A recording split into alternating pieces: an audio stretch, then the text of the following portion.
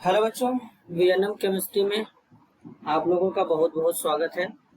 आज हम लोग पढ़ने वाले हैं chemical property of phenol. Phenol के रासायनिक गुण के बारे में पढ़ेंगे कि फिनॉल का रासायनिक गुण क्या क्या होता है। ठीक है, तो सबसे पहला जो हम लोग पढ़ने वाले हैं केमिकल प्रॉपर्टी ऑफ फिनॉल में, सबसे पहला प्रॉपर्टी जो है उसमें देखेंगे acidic nature of phenol. Acidic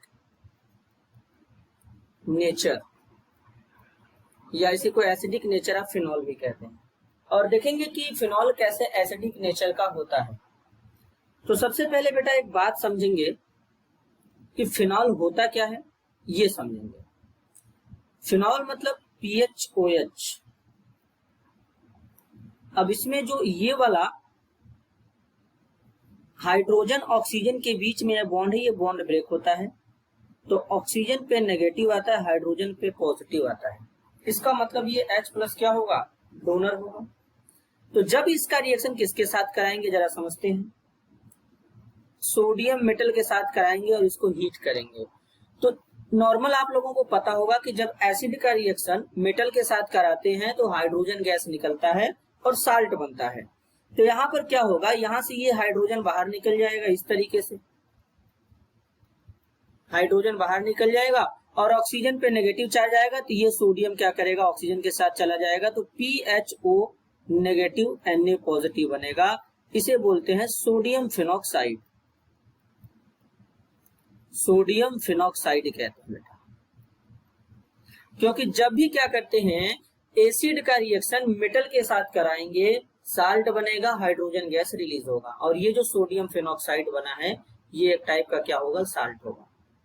अगर इसे ट्रीट कर दिया जाए NaNH2 के साथ, NaNH2 को बोला जाता है सोडामाइड या इसी को सोडियम अमाइड कहते हैं। तो Na पॉजिटिव NH2 नेगेटिव। तो अब ऑर्गेनिक केमिस्ट्री में मैंने बताया है कि पॉजिटिव को नेगेटिव के साथ जोड़ो तो ये पॉजिटिव इस नेगेटिव के साथ जुड़ जाएगा तो कौन सा गैस निकलेगा, अमोनिया गैस निकल जाएगा। और इस PHO नेगेटिव के साथ में Na आ जाएगा तो वापस से PHO नेगेटिव Na पॉजिटिव यानी सोडियम फिनॉक्साइड का फॉर्मेशन हो जाएगा। NaNH2 क्या होता है, बेस होता है।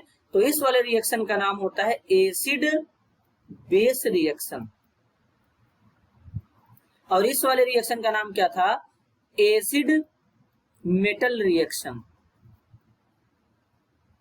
एसिड मेटल रिएक्शन इसका नाम था।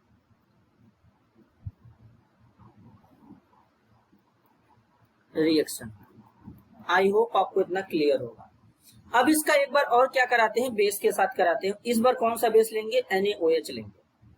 जब NaOH बेस रिएक्ट करेगा तो Na पे पॉजिटिव, OH पे नेगेटिव। अब उस पॉजिटिव H+ को OH को दे देंगे तो क्या बना लेगा, वाटर बना लेगा। और ये Na क्या करेगा, इसके साथ चला जाएगा तो POH O नेगेटिव और Na पॉजिटिव यानी सोडियम फिनॉक्साइड वापस से फॉर्म हो जाएगा इस तरीके से। तो ये NaOH भी क्या है, बेस है। तो ये रिएक्शन कौन सा होगा, एसिड बेस रिएक्शन इस तरीके से। नेक्स्ट क्या करेंगे, फिनॉल लेंगे तो इस पे नेगेटिव इस पे पॉजिटिव। अब इसका रिएक्शन करा देंगे NaH के साथ। NaH को बोलते हैं सोडियम हाइड्राइड, ये भी क्या होता है, बेस होता है। इस पे पॉजिटिव इस पे नेगेटिव, तो ये पॉजिटिव इस नेगेटिव के साथ जुड़ेगा तो कौन सा गैस निकलेगा, यहाँ से जो गैस निकलने वाला है बेटा, हाइड्रोजन गैस निकलेगा।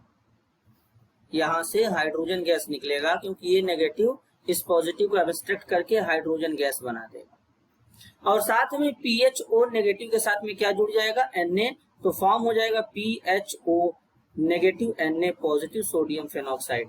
इस तरीके से अगर तुम पॉजिटिव नेगेटिव क्रिएट करना सीख लोगे तो रिएक्शन प्रोसीड करने आ जाएगा। तो ये भी कौन सा रिएक्शन है, एसिड बेस रिएक्शन। इसे एसिड बेस रिएक्शन कहते हैं। अगर मान लो बेटा फिनॉल लेते हैं PHO नेगेटिव H पॉजिटिव, इसका रिएक्शन कराते हैं NaHCO3 के साथ। NaHCO3 को कहते हैं सोडियम बाइकार्बोनेट। सोडियम बाइकार्बोनेट तो यहाँ पर क्या फॉर्म होगा, इस पे आएगा पॉजिटिव, इस पे नेगेटिव। अब ये नेगेटिव इस पॉजिटिव को एब्स्ट्रैक्ट कर लेगा तो फॉर्म हो जाएगा H2CO3 और साथ में बन जाएगा PHO नेगेटिव Na पॉजिटिव। तुम कुछ इस तरीके से सोच रहे हो बेटा, लेकिन ये रिएक्शन प्रोसीड नहीं होगा। अब क्यों, जरा समझते हैं। फिनॉल जो होता है ये एक वीक एसिड है और H2CO3 क्या है, एक स्ट्रॉन्ग एसिड है। तो जब रिएक्टेंट में वीक एसिड दिया है और प्रोडक्ट में स्ट्रॉन्ग एसिड दिया है तो रिएक्शन प्रोसीड नहीं होता। जब भी रिएक्शन प्रोसीड होगा वीक स्ट्रॉन्ग एसिड से क्या होता है, वीक एसिड की तरफ प्रोसीड होता है। कभी भी रिएक्शन वीक एसिड से स्ट्रॉन्ग एसिड की तरफ नहीं जाता है, इसलिए ये रिएक्शन नहीं होगा। तो यहां पर क्या होगा, नो रिएक्शन। तो ये क्या होता है, फिनॉल का टेस्ट होता है। तो ये क्वेश्चन भी आता है कि फिनॉल सोडियम हाइड्रोजन कार्बोनेट या सोडियम बाइकार्बोनेट के साथ रिएक्शन नहीं करता है, क्यों? तो इसके पीछे का रीजन होता है कि जब सोडियम फिनॉल का रिएक्शन सोडियम बाइकार्बोनेट के साथ कराते हैं तो वहां पर H2CO3 एक स्ट्रॉन्ग बेस का एसिड का फॉर्मेशन हो जाता है, जो कि फिनॉल के कंपेयर में ज्यादा एसिडिक नेचर का होता है, तो जिसके कारण ये रिएक्शन प्रोसीड नहीं होता। इतना आपको क्लियर होगा। ठीक इसी तरीके से अगर बात करें तो यहाँ पर क्या लेते हैं, एक कंपाउंड लेते हैं। ये कौन सा रिएक्शन है, अभी तो रिएक्शन वही चल रहा है, तो इसमें ये नंबरिंग चेंज करने की जरूरत नहीं, पहला रिएक्शन ही चल रहा है, इसको हटा देते हैं।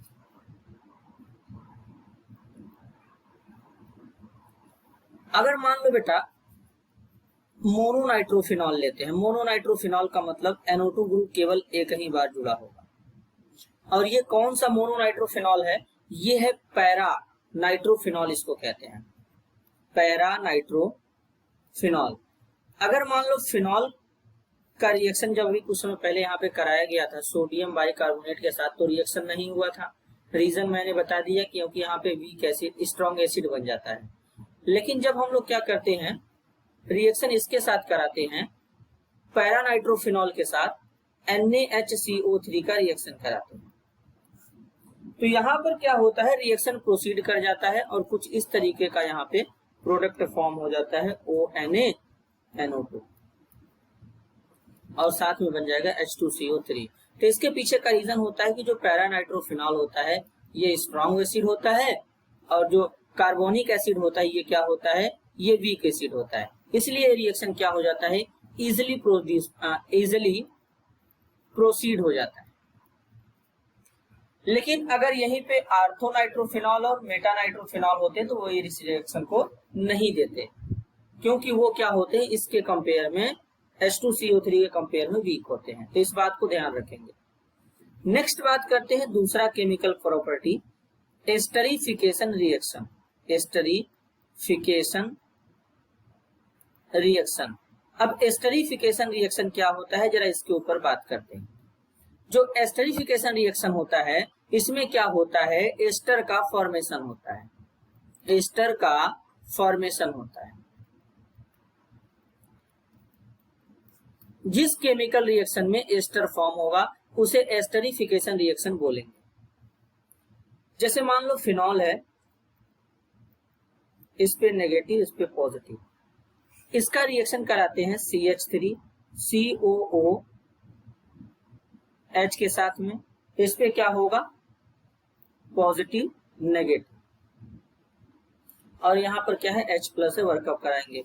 दूसरी बार इसका रिएक्शन कराते हैं CH3 COCl के साथ में, इस पे क्या होगा पॉजिटिव, इस पे क्या होगा नेगेटिव, H+ रहेगा। बस तुमको पॉजिटिव नेगेटिव अगर ब्रेक करने आ जाए तो तुम रिएक्शन आसानी से कंप्लीट कर सकते हो। इस बार लेते हैं एसिटिक एनहाइड्राइड OCO CH3, इसे क्या कहते हैं, एसिटिक एनहाइड्राइड कहते हैं। तो इस पे पॉजिटिव आएगा, इस पे नेगेटिव आएगा। एसिटिक एसिड है ये, यहाँ पर जो दिया गया है ये है एसिटिक एसिड, और ये है एसिटल क्लोराइड, और ये जो नीचे दिया गया है इसको बोलते हैं एसिडिक एनहाइड्राइड। एसिटिक एनहाइड्राइड कहते हैं, सॉरी बेटा, एसिटिक एनहाइड्राइड। और यहाँ पर भी H प्लस रहेगा। तो देखो तुमको पॉजिटिव नेगेटिव समझ में आ गया, बस पॉजिटिव को पॉजिटिव नेगेटिव के साथ, नेगेटिव को पॉजिटिव के साथ जोड़ो। अब देखो ये इतना नेगेटिव वाला पार्ट है, तो ये क्या करेगा, इसके इस पॉजिटिव पार्ट के साथ जुड़ जाएगा। ये क्या करेगा, इसके पॉजिटिव पार्ट के साथ जुड़ जाएगा कुछ इस तरीके से। और जब जुड़ेगा तो क्या फॉर्म होगा जरा समझते हैं। PHO C double bond O CH3 और साथ में वाटर निकल जाएगा। ये क्या फॉर्म हो गया, एस्टर। ठीक इसी तरीके से ये इतना जो पॉजिटिव वाला है यहाँ पे अटैच हो जाएगा, PHO C double bond O CH3, साथ में क्या फॉर्म हो जाएगा, HCl। इसी तरीके से ये इतना जो यहाँ पर ये जो इतना पॉजिटिव वाला पार्ट है अटैच हो जाएगा, तो क्या फॉर्म हो जाएगा, PHO C double bond O CH3 और साथ में फॉर्म हो जाएगा CH3COH, एसिटिक एसिड का फॉर्मेशन हो जाएगा, एसिटिक एसिड इस तरीके से, और ये बन जाएगा एस्टर। तो ये तीनों रिएक्शन एक ही जैसे हैं, यहाँ पर एस्टर का फॉर्मेशन होगा। तो जब तुम फिनॉल का रिएक्शन एसिटिक एसिड के साथ कराओगे तब भी एस्टर बनेगा, एसीटल क्लोराइड के साथ कराओगे तब भी एस्टर बनेगा, एसिटिक एनहाइड्राइड के साथ कराओगे तब भी एस्टर बनेगा। अब जरा एक इम्पोर्टेंट क्वेश्चन के ऊपर बात करते हैं, इम्पोर्टेंट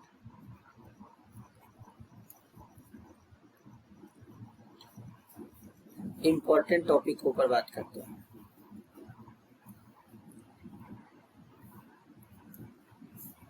अब इम्पोर्टेंट टॉपिक क्या है जरा समझना। देखो इसको बोलते हैं aspirin formation. Aspirin formation, aspirin formation का मतलब होता है कि इस रिएक्शन में एस्पिरिन का फॉर्मेशन होता है, एस्पिरिन का फॉर्मेशन होता है। इस बात को ध्यान रखें, इस रिएक्शन में एस्पिरिन का फॉर्मेशन होता है, एस्पिरिन का फॉर्मेशन होता है, सॉरी बेटा, एस्पिरिन का फॉर्मेशन होता है। यानी यहाँ पे क्या होगा, एस्पिरिन फॉर्म हो जाएगा। तो एस्पिरिन जब फॉर्म होगा तो सबसे पहले क्या लेते हैं यहाँ पे, phenol, negative positive, C double OH। अब जरा देखना यहाँ पे CH3 C double bond O C double bond O CH3, इस पे नेगेटिव इस पे पॉजिटिव। अब इस पे नेगेटिव इस पे पॉजिटिव, तो बस तुमको क्या करना है, नेगेटिव को पॉजिटिव के साथ जोड़ देना है। तो जब नेगेटिव को पॉजिटिव के साथ जोड़ेंगे तो ये वाला इतना पॉजिटिव पार्ट क्या चला जाएगा, इस नेगेटिव वाले पार्ट के साथ में आ जाएगा। तो कुछ इस तरीके का यहाँ पे प्रोडक्ट फॉर्म हो जाएगा। तो यहाँ पर इस तरीके से इसके ऊपर नेगेटिव चार्ज जो था, तो यहाँ पे एक बॉन्ड बन जाएगा, इस तरीके से आ जाएगा डबल बॉन्ड O और यहाँ पे आ जाएगा CH3, ये फॉर्म हो जाएगा। और इसके बगल में यहाँ पर C डबल OH ग्रुप जुड़ा रहेगा, इसे बोलते हैं एस्पिरिन। ये है बेटा एस्पिरिन। इस एस्पिरिन का नाम होता है एसिटाइल सैलिसिलिक एसिड। ये क्या होता है बेटा, ये एस्पिरिन एक टाइप का मेडिसिन होता है, दर्द निवारक होता है। जब पेन होता है तो इसमें इसका यूज करते हैं, ये बात याद रखेंगे। ये अपने आप में क्या था, एक इम्पोर्टेंट रिएक्शन। तो इस तरीके से यहाँ पर हम लोगों ने फिनॉल के एसिडिक नेचर के बारे में देखा और एस्टरिफिकेशन रिएक्शन क्या होता है उसको हम लोगों ने देखा। उसके बाद एस्पिरिन फॉर्मेशन कैसे होता है हम लोगों ने उसको देखा। अब नेक्स्ट इसका जो केमिकल प्रॉपर्टी होगा अगले लेक्चर में डिस्कस करेंगे। आज के लेक्चर को यहीं पे समाप्त करते हैं। अगर आपको ये वीडियो पसंद आया तो वीडियो को लाइक, चैनल को सब्सक्राइब करें, ज्यादा से ज्यादा लोगों तक शेयर करें। तब तक के लिए धन्यवाद।